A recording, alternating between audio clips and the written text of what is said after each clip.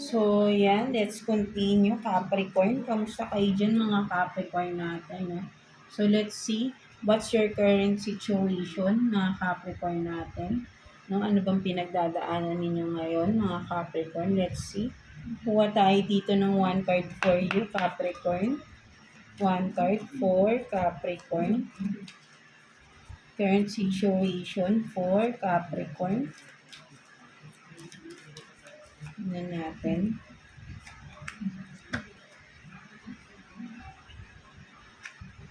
So you have this work in reverse. No, so for some of you maybe problema ba kayo? For some of you, jobless ba kayo right now? Nahihirapan kayong manap ng trabaho for some of you, Capricorn. No, so ayun yung nakikita ko rito, parang for some of you, hindi kayo natatanggap ba sa mga ina-applyan ninyo? So nagwo-worry kayo, no, medyo for some of you, ang tagal na, no, walang tumatawag, no, sa mga ina-applyan ninyo, no, something like that, no. So ayun yung parang pinaka-worry nyo ngayon, no, yung trabaho, no, or maybe natanggal ba kayo sa work, no, something like that, or may issue ba sa trabaho ninyo, no, something like that din, no. Mga Virgo, I mean Capricorn natin, right, no. So let's see.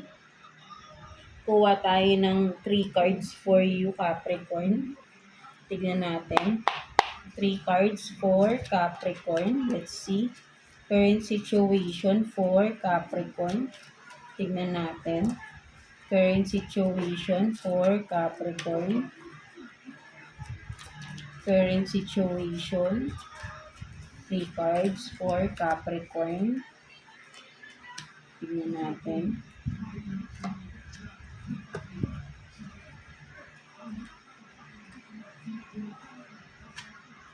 So, you have this 5 of Swords in reverse.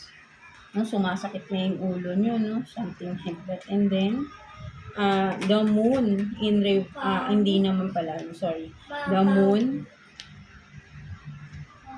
And then, Queen of Cups in reverse, no? So, nakikita ko rito, no, mga Capricorn natin, no? So, masakit na yung ulo nyo, no? Hindi na kayo nakakatulog, no? Sa gabi, or sa mga kaiisip, no? Parang feeling mo, ano ba, pinagdadamutan ka na ba ng panahon? For some of you, no, nawawalan na kayo ng pasensya, nagiging mainitin yung ulo nyo because of this, no? Kung ano man ito, kung talagang sa trabaho ba to, no? For some of you, sa work related, no? So, ayun yung nakikita ko rito. And then for some of you, yan, meron kang, kung sa trabaho to, no, meron kang pinaghihinalaan ba na tao na parang may ginagawang di maganda for some of you, no? Parang may mga sinisikreto sa inyo, no? Something like that, within workplace, no? At parang inaalam mo nga to, no? Or some of you, inaalam mo kung ano tong ginagawa ng, or may something illegal ba na nangyayari within the workplace, no? Something like that ay hindi nakikita ko rito, no? So, nagiging emotional kayo rito, parang sabihin natin na ano no? Yan, no? Kung ano man ito, no? Kung sa within work, mas nakikita ko kasi sa trabaho, no, mga Capricorn, no?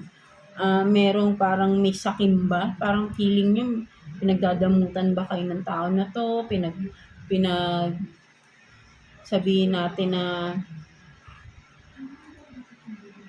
yung pinaplastic ka ba ng tao na parang ganun, no? So, something like that, no? Hindi siya nagiging totoo, no? Ayun nakikita ko, may someone, no, na sa workplace ninyo na hindi totoo sa inyo, no? Na pinaplastic ka lang ng tao na to, no?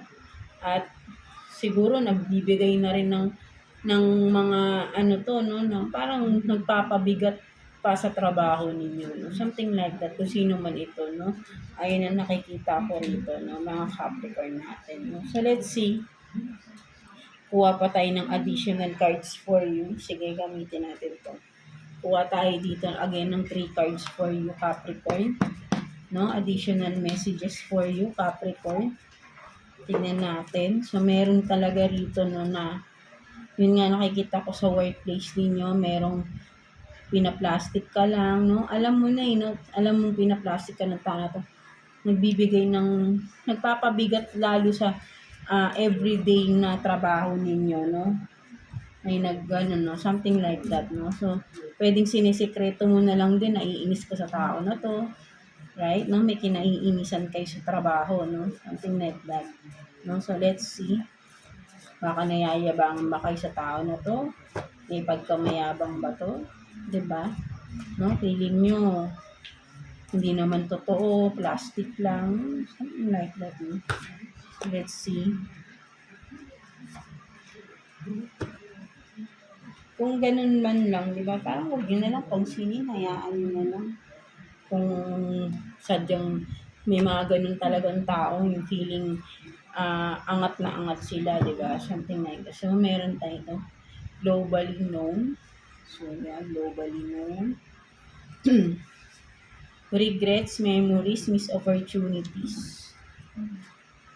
And then, dreams, manifesting, wishes. No, parang sinasabi nga rito, no, katulad na sinabi ko kanina, wag mo na lang pansinin. Kasi, make it as a memories na lang, no? Kasi parang yung person na yun, no, kung sino itong kinaiinisan mo, Capricorn, no, nagbibigay lang talaga ng pabigat sa'yo, no?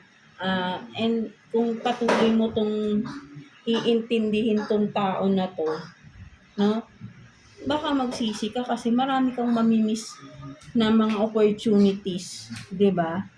May mas maganda pang kumbaga mag-focus ka sa goals mo no sa buhay mo. Kung sa work, 'di ba, pag-igihan mo yung trabaho mo. Hayaan mo kung etong tao ba to sinisiraan ka ba? Right? No, kasi with the globally no ang nakikita ko rito no. For some of you baka pinupuri ba kayo ng mga bosses nyo, ng mga superior ninyo sa work, no? May mga naiinggit kasi, no? Or naiinggit itong tao na to. That's why, 'di ba? Parang tinitrigger lang kayo nito para yung mga opportunities na dumadating, no, ma-miss out ninyo. No, sinasadya na imisin kayo, no? So ayun yung nakikita ko rito para mawala kayo sa focus. No, 'di ba? Something like that. So ayun yung nakikita ko dito, Capricorn. No? So wag niyo na ngang intindihin. No, kasi sinasadya yun eh. Sinasadya yun para again mawala ka sa focus, no? So continue mo lang anong ginagawa mo because maganda eh, no? There is, nakikita ko na parang you are doing good, no? Sa iyong work, no? Mga Capricorn natin, no? Something like, sa inyo nakikita ko dyan, right? No? So, yeah, tingnan pa nga natin. Sige, kuha pa tayo ng 2 cards for you, Capricorn. Let's see. 2 cards for Capricorn. Let's see. Tingnan natin. Capricorn. So, these two, di ba? These two shall pass, no? Kasi tinitrigger ka lang nila, no? May mga taong involved nga, no? Parang pinagkakaisahan ka nila, no? Kasi nakikita nila yung potential mo, no? So, these two shall pass. Sabi nga, ay hayaan mo na lang. Right? No? And then, ano to? Doing nothing is fine to in reverse, 'di ba? Sabi ko nga sa'yo, tinitrigger ka lang nila, no? So, doing nothing is fine to. So, wag mo na nga intindihin kasi pinapatulan mo no? For some of you, parang pinapatulan mo. No? That's why parang mas natutuwa sila, no? Kasi nagiging bad yun sa side mo, yung pagpatol sa kanila, no? Something like that. So, ayun nakikita ko rito, no, mga Capricorn, no? So, wag nyo nang patulan. Hayaan nyo na sila, no? Kasi, ikaw lang din yung, sabihin natin baka for some of you, example, no, may promotion pala na paparating sa inyo, biglang mawawala because na-trigger ka dito sa mga tao na talagang gusto kang, 'di ba, yung galitin, 'di ba? Something like that. So, naaapektuhan talaga rito trabaho mo, 'di ba? Capricorn. So, hayaan mo sila, no? Kasi naiinggit sila sa iyong performance, no? Something like that. So, let's see what's the advice for you, Capricorn. Let's see. Kuha tayo ng one card for you, Capricorn. For Capricorn. Advice for Capricorn. So, you have this rituals. No? So, nakikita ko dito is, yun nga, rituals is kung ano yung dapat mong gawin, yung mga ginagawa mo, focus ka lang dun sa work mo. 'Di ba? So, steady yourself with simple rituals. Do the dishes, fold laundry, water the plants, make ano, simple as yung kung ano yung work mo, ayun lang yung pag-focusan mo. 'Di ba? Mas ayun yung nakikita ko rito.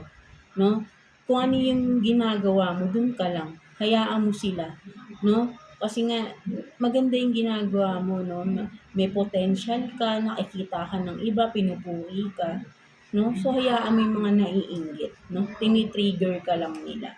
Something like that, no? Mga Capricorn natin, right? No? So yeah, that's it for you, mga Capricorn. No? I hope na naka-resonate kayo sa reading ninyo today. Yeah, God bless you all and thank you for watching, Capricorn.